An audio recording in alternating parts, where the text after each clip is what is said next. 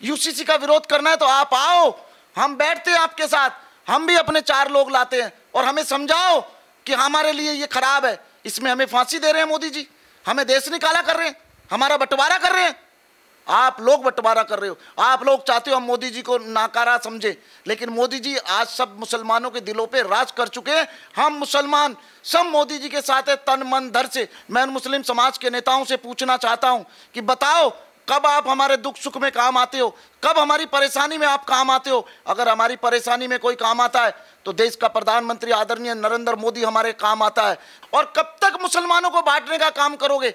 मुसलमान अब समझ चुका है, मुसलमान अब पढ़ा लिखा हो चुका है, नौजवान बहन बेटियां पढ़ी लिखी हो चुकी हैं।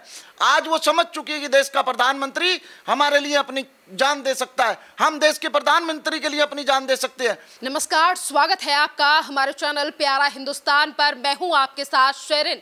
इसी मॉनसून सत्र के दौरान केंद्र सरकार यूसीसी लाने की तैयारी कर रही है, जिस पर लगातार राजनीतिक पार्टियां राजनीति करती हुई नजर आ रही हैं। आम आदमी पार्टी ने दोहरा रवैया जो है वो यूसीसी को लेकर अपना लिया है। वहीं असदुद्दीन ओवैसी का कहना है कि मुसलमानों के ऊपर जाति करने के लिए केंद्र सरकार जो है वो यूसीसी लेकर आ रही है। और वही तमाम विपक्षी पार्टियों की ये राय है कि 2024 में आने वाला है इलेक्शन और इसीलिए यूसीसी लाने की तैयारी में मोदी सरकार जुटी हुई है। अगर ये यूसीसी लाना ही चाहते थे तो अभी तक 9 सालों में क्या कर रही थी मोदी सरकार। पर आपके लिए यहाँ पर बता दें कि यूसीसी का जो ऐलान है वो 2019 के मैनिफेस्टो में केंद्र सरकार की तरफ से किया गया था, जिस पर कई बार बीजेपी के प्रवक्ता और सांसद ये भी कह चुके हैं कि पहले मेजॉरिटी हमारे पास राज्यसभा में नहीं थी और आज अगर केंद्र सरकार के पास मेजॉरिटी है तो एक एक मुद्दे को हल किया जा रहा है।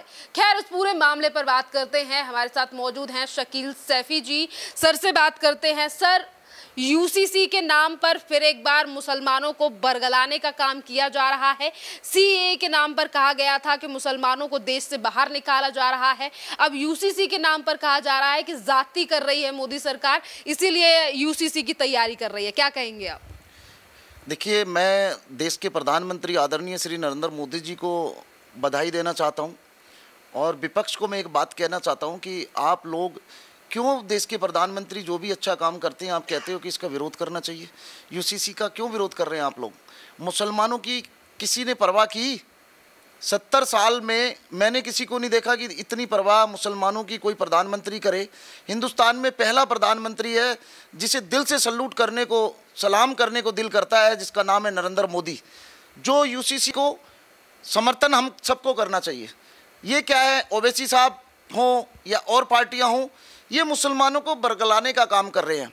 मुसलमान अब समझ चुका है कि देश के प्रधानमंत्री हमारे हित में काम करेंगे, हमारे पक्ष में काम करेंगे और हम यूसीसी समर्थन करते हैं।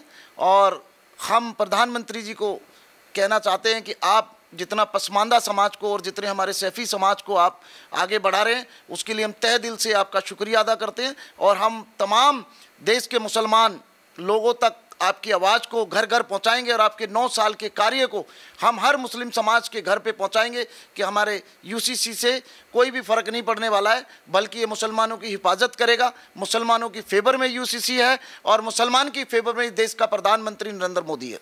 सर, यूसीसी को लेकर ही लगातार विपक्षी पार्टियों की तरफ से ये कहा जा रहा है 1947 की तरह फिर एक बार देश को बंटवारे की राह पर ले जा रही है मोदी सरकार, इसीलिए यूसीसी का जिक्र कर रही है। आपको लगता है कि सिर्फ मुसलमान या हिंदुओं के पक्ष में सोचा जा रहा है और इसीलिए सरकार इस कानून को, इस बिल को लाने की बात कर रही है इस मॉनसून सत्र के दौरान?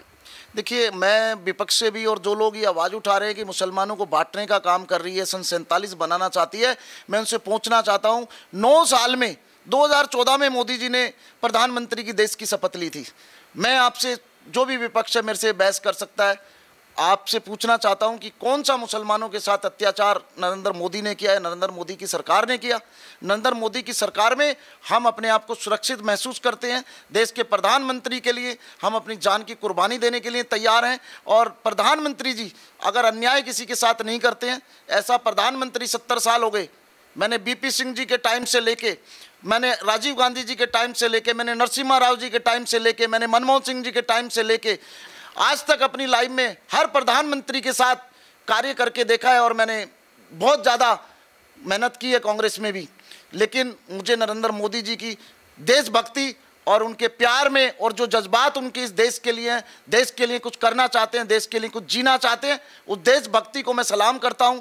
मुझे मालूम है कि वो इस देश के मुसलमानों के लिए अच्छा कार्य कर रहे हैं। और आज मैं मुस्लिम भाइयों से भी अपील करना चाहूँगा कि ऐसे लोगों के बहकावों में मत आना जो आते हैं इलेक्शन के टाइम और हमें बौखला कर चले जाते हैं कि मैं तुम्हारा हितैषी हूँ, मैं तुम्हारा समाज सेवक हूँ, मैं तुम्हारा हितैषी हूँ। मैं उन मुस्लिम समाज के नेताओं से पूछना चाहता हूँ कि बताओ कब आप हमारे दुख सुख में काम आते हो, कब हमारी परेशानी में आप काम आते हो। अगर हमारी परेशानी में कोई काम आता है तो देश का प्रधानमंत्री आदरणीय नरेंद्र मोदी हमारे काम आता है, देश का अमित शाह गृह मंत्री हमारे काम आता है, देश की सरकार का हर मंत्री हमारे काम आता है। आज इतिहास उठा के देख लो, 70 सालों की सरकार में इतिहास उठाओ, अगर जितने रोड मोदी सरकार में नितिन गडकरी जी ने बनवाए हैं, मैं सलाम करना चाहता हूं नितिन गडकरी जी को। और मैं पूछना चाहता हूं विपक्ष से, एक आरोप हमारी सरकार के ऊपर लगा के दिखाओ, नितिन गडकरी जी के ऊपर आरोप लगा के दिखाओ। वो हिंदू के भी हैं, मुस्लिम के भी हैं, सिख के भी हैं, ईसाई के भी हैं, सबकी सरकार है।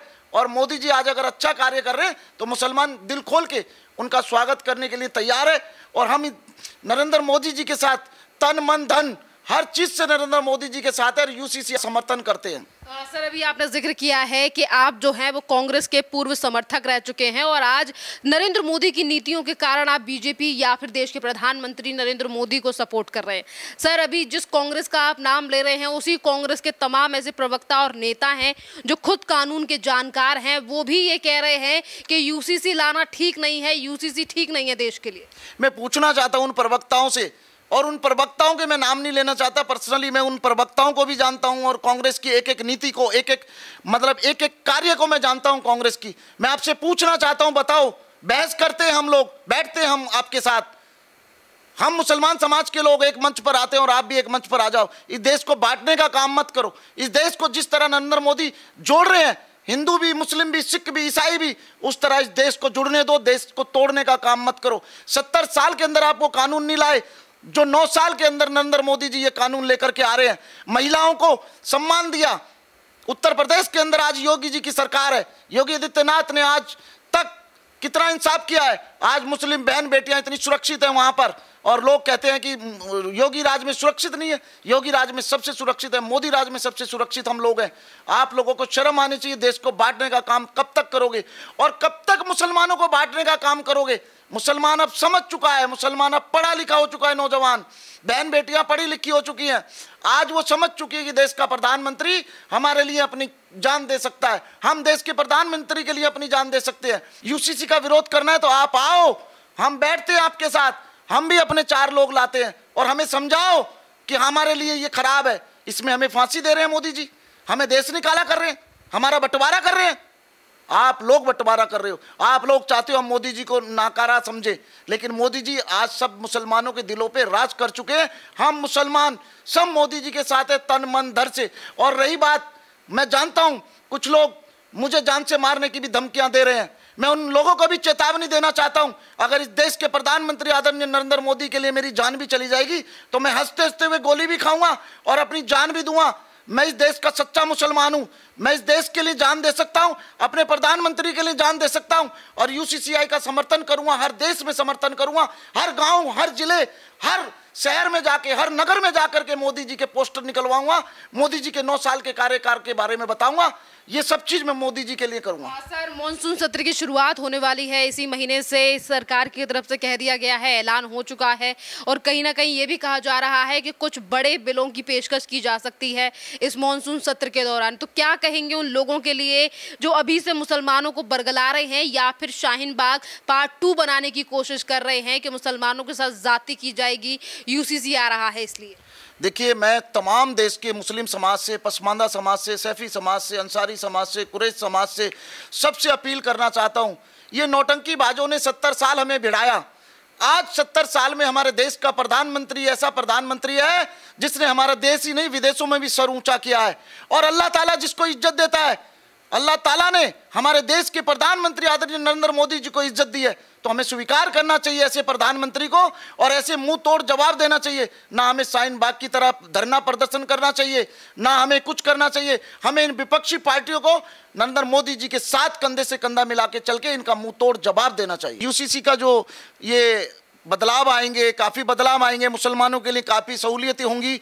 और ये विपक्षी पार्टियां क्यों मोदी जी से बौखलाई हुई हैं? क्योंकि 2024 में इसका लाभ मुसलमानों को मिलेगा। मुसलमान नरेंद्र मोदी जी की तरफ झुकाव करेंगे और 2024 में मोदी जी की सरकार बनेगी। और क्योंकि यूसीसी जो बिल है वो पास करके मुसलमानों को फायदा होगा और प्रधानमंत्री जी की सरकार 2024 में दोबारा तीसरी बार हम सरकार बनाएंगे।